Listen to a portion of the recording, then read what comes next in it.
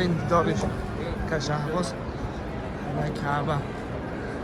که میبینیم یک سنه آکا چخلای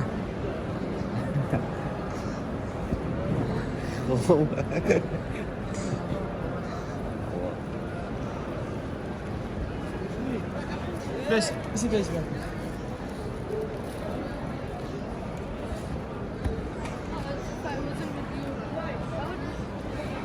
بسم الله بگو جانزان تو بشم ده انشاءالله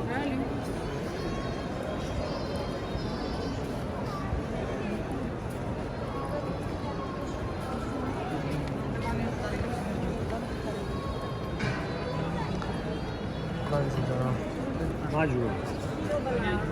زای آرام شد بسم الله بشه بسم الله بگو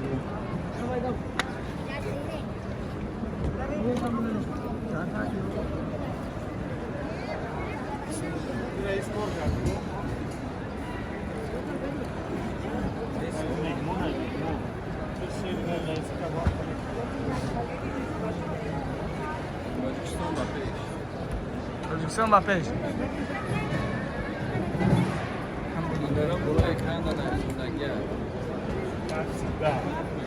نه باکه؟ تاکسیدن رو میرو بلوی کم ننویسیم بگه برای چی؟ برای هیجوما خی در شهر بختار ها؟ شهر بختار بزرگ شریف السلام علیکم و رحمت الله و برکاته کشهباز خوش آمدید خدا باشم برادران عزیز خدا همه را موفق بگردانه آمین خب والله نیابت باشه ان شاء الله میرم سلام رکعت علیکم. نماز بخونیم یعنی دعا گویم برای همه مسلمانان مهاجر و مسافرا یعنی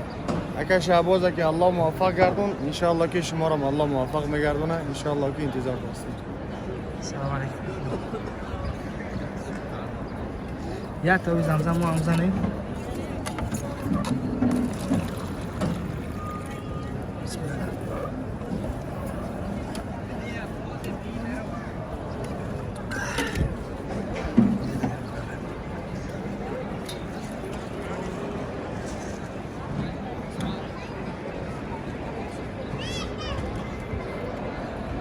صف کشم